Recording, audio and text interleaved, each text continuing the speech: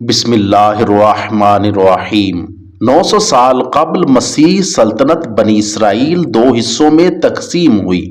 ایک حصہ یہودیہ کہلانے لگا اور بیت المقدس اس کا دارالحکومت بنا، جبکہ دوسرے حصے کا نام اسرائیل رکھا گیا اور اسرائیل کا دارالحکومت سامرا قرار پایا، جسے آج کل نابلس کہا جاتا ہے۔ اسرائیل کا جو حکمران تھا اس کا نام اخی اب تھا۔ بنی اسرائیل خدا کو مانتے تھے اور حضرت موسیٰ علیہ السلام کی تعلیمات پر عمل پیرا تھے، اور ان کا بادشاہ اخی اب بھی ایک نیک دل بادشاہ تھا۔ اس دور میں فینشیا کی شہزادی کی خوبصورتی کی بہت دھوم تھی۔ ہر ملک کے شہزادے اور بادشاہ اس سے شادی کے خواہاں تھے۔ فینشیا اسرائیل کے شمال میں واقع ایک خوبصورت شہر تھا۔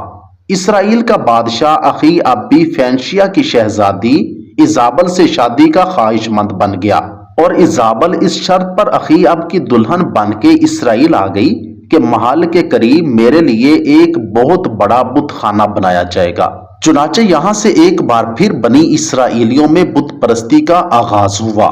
شادی کے بعد شہزادی ایزابل نے اپنے ملک کا مشہور بت بال کو اپنے محل کے قریب نصب کروا دیا، اور ساتھ ہی ایک بہت بڑی قربان گاہ بھی تعمیر کروا دی۔ روایات میں آتا ہے کہ یہ وہی مشہور بت تھا جس کی شام اور یمن والے سینکڑوں سال سے پوجا کر رہے تھے۔ بال بت ایک مشہور دیوتا مانا جاتا تھا۔ وہ خالص سونے کا بنا ہوا تھا، اور اس بت کا قد 21 گز اور 4 منہ تھے، اور ہر منہ پر ہیرے جواہرات سے بنا ایک تاج تھا۔ ملکہ ایزابل نے 400 افراد کو اس کی دیکھ بھال کے لیے منتر میں معمور کر دیا۔ ملکہ ایزابل نے اپنے ملک سے 200 جھوٹے نبیوں کو بھی بلا لیا، جنہوں نے اسرائیل کے بادشاہ اخی اب اور اس کی رعایا میں اس بال بت کی عبادت کے لیے تبلیغ کی، اور آہستہ آہستہ سارا ملک ہی بال بت کی پوجا میں لگ گیا۔ بادشاہ تو ویسے ہی سارا کنٹرول اپنی خوبصورت ملکہ ایزابل کو دے چکا تھا۔ اس حد تک مشرکانہ عقائد پھیل گئے کہ اسرائیلیوں نے ان 200 پجاریوں کو اپنا نبی مان لیا اور دل و جان سے بال بت کی پوجا کرنے لگے، اور اس سے متصل قربان گاہ میں ہر روز قربانی کی جانے لگی، اور ہر مہینے نئے چاند کی رات ایک خوبصورت لڑکی کو بھی قربان کیا جاتا، اور اس کا خون بال بت پر وار کر پجاریوں کے سروں پر لگایا جاتا۔ اس کے بعد وہ اپنی قوم کی بیٹیوں کے لیے دعا کرتے۔ یہ بات اتنی عام ہو گئی کہ لڑکیوں نے اپنے بال تک بنانا چھوڑ دیے، کہیں انہیں خوبصورت سمجھ کر بال بت کی نظر نہ کر دیا جائے۔ بس پھر اللہ پاک نے ان لوگوں کو دی ہوئی ڈھیل ختم کی اور اپنے پیارے پیغمبر حضرت الیاس علیہ السلام کو ان کی طرف مبعوث فرما دیا۔ بت پرستی اور کفر و شرک میں غرق اس قوم کو راہ راست پر لانے کے لیے حضرت الیاس علیہ السلام نے تبلیغ شروع کر دی۔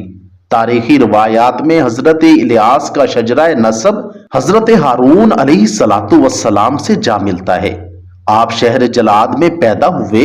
انجیل میں آپ کو ایلیا نبی کے نام سے پکارا گیا ہے۔ تفسیر ابن کثیر کے مطابق آپ کا نسب نامہ کچھ یوں ہے: حضرت الیاس علیہ السلام بن یاسین بن فخاس بن یازاز بن ہارون علیہ السلام۔ حضرت الیاس علیہ السلام کا دور حضرت حزقیل علیہ السلام کے بعد اور حضرت الیسع علیہ السلام سے پہلے کا ہے۔ چنانچہ حضرت الیاس علیہ السلام اللہ کے حکم سے بالبکہ شہر پہنچے اور دین کی تبلیغ کا کام شروع کر دیا۔ یہ یاد رہے کہ اس شہر کا نام بالبکہ بھی بال بت کی وجہ سے پڑا تھا۔ آج بالبکہ لبنان کا سب سے قدیم شہر مانا جاتا ہے۔ آج بھی وہاں پر کھنڈرات اس بستی کی تباہی کا منہ بولتا ثبوت ہیں۔ حضرت الیاس علیہ السلام کی تبلیغ کے بارے میں اللہ پاک قرآن پاک میں فرماتا ہے کہ تم ڈرتے کیوں نہیں؟ کیا تم بال کو پکارتے اور اسے پوجتے ہو اور سب سے بہتر پیدا کرنے والے کو چھوڑ دیتے ہو، یعنی اللہ کو جو تمہارا اور تمہارے اگلے باپ دادا کا پروردگار ہے؟ تو ان لوگوں نے ان کو جھٹلا دیا، سو وہ دوزخ میں حاضر کیے جائیں گے۔ ہاں، اللہ کے خاص بندے مبتلا عذاب نہیں۔ اور ہم نے بعد کے لوگوں میں الیاس علیہ السلام کا ذکر باقی رکھا۔ حضرت الیاس علیہ السلام پر سلام ہو۔ بلا شبہ ہم نیکوکاروں کو ایسا ہی بدلہ دیتے ہیں۔ بے شک وہ ہمارے مومن بندوں میں سے تھے۔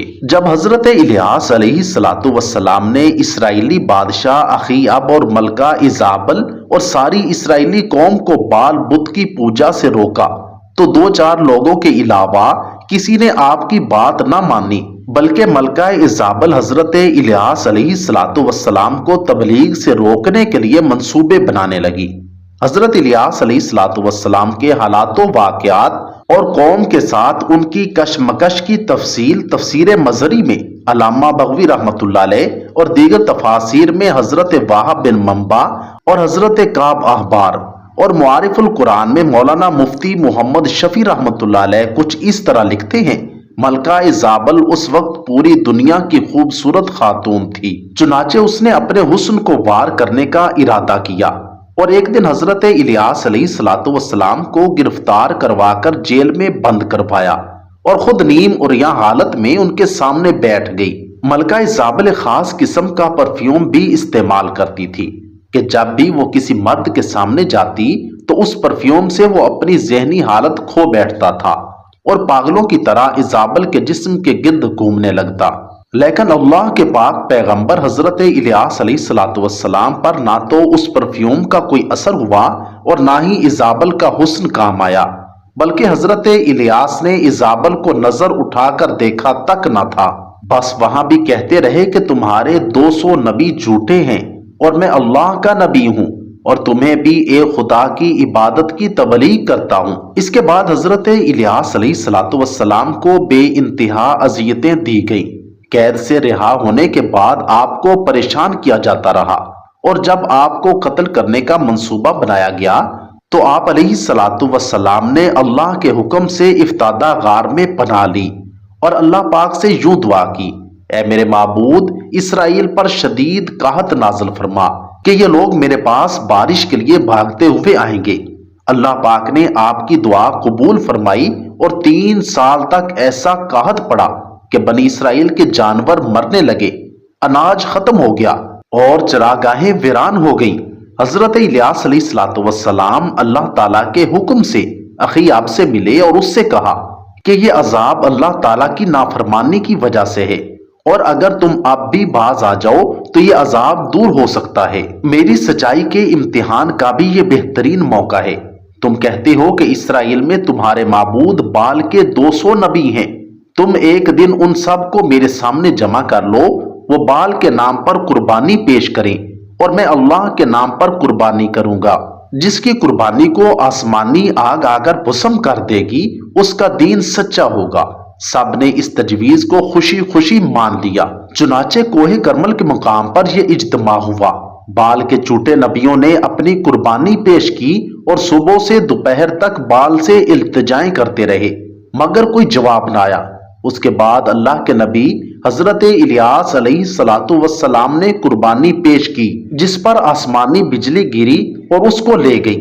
یہ دیکھنا تھا کہ بہت سے لوگ فوراً سجدے میں گر گئے کہ الیاس ہی سچے نبی ہیں۔ اس کے بعد آپ علیہ السلام نے دعا کی تو بارش بھی ہوئی۔ اس کے بعد حضرت الیاس علیہ السلام تبلیغ کرنے کے لیے کچھ عرصہ یہودا چلے گئے۔ وہاں پر بھی لوگوں نے آپ کی بات نہ مانی تو آپ علیہ السلام وہاں پر پیش گوئی کر رہے کہ کچھ ہی عرصے بعد تم لوگ تباہ و برباد ہو جاؤ گے۔ پھر آپ دوبارہ اسرائیل تشریف لے آئے جہاں بادشاہ اخیاب اور ملکہ ایزابل آپ کی جان کے دشمن تھے۔ روایت میں ہے کہ حضرت الیاس نے اخیاب سے کہا کہ بہت جلد تمہیں اور تمہاری بیوی کو جنگلی کتے چیر پھاڑ دیں گے۔ کچھ ہی عرصے بعد بالا بکا کو مہلک بیماریوں نے گھیر لیا جس سے بادشاہ اخیاب کے بہت سے فوجی مارے گئے۔ اس کا فائدہ دشمن ملک نے اٹھا کر اسرائیل پر حملہ کر دیا اور بالا بکا کو تہس نہس کر دیا۔ بادشاہ اخیاب اپنی ملکہ ایزابل کو لے کر جنگلی راستے سے فرار ہو گیا جہاں راستے پر اس پر حملہ ہوا اور بادشاہ اخیاب اور ملکہ ایزابل پر جنگلی کتے چھوڑ دیے گئے۔ دوستو، یہ تھا اس حسن کی دیوی کا انجام جس کی لاش کے ٹکڑے بھی شاید کسی کو نہیں ملے ہوں گے۔ اللہ رب العزت سے دعا گو ہوں کہ اللہ رب العزت ہمیں اپنے حکموں اور حضور نبی کریم صلی اللہ علیہ وآلہ وسلم کے طریقوں کے مطابق زندگی گزارنے کی توفیق عطا فرمائے۔ کمنٹ سیکشن میں آمین ضرور لکھیے گا۔